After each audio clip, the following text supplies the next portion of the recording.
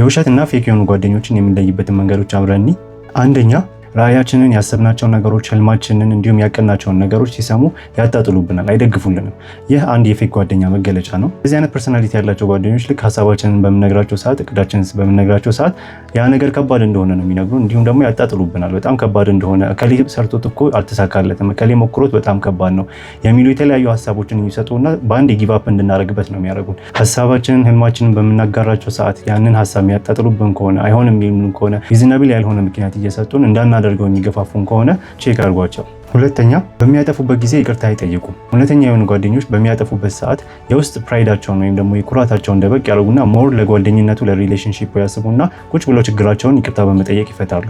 ይህ ነው አንድ የእውነተኛ ጓደኛ መገለጫ እንጂ ውስጡ ላይ ያለውን ኩራት ይዞ ይቅርታ ማይጠይቅ አይነት ጓደኛ ይሄ አንድ የፌክ ጓደኛ መገለጫ ስለሆነ ይህንንም ቼክ አድርጉት። ሶስተኛ ስለ ሌሎች ሰዎች መጥተው ለእናንተ ያሙላቸዋል።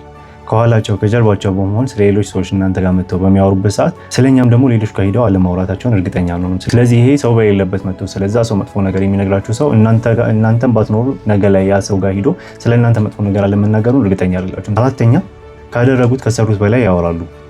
ንግግራቸው በጣም ይበዛል። ከሚያደርጉት ነገር በላይ ይሄን አድርጌላችሁ፣ ይሄን ሰጥቻችሁ እያሉ በጣም ማውራትን ይወዳሉ።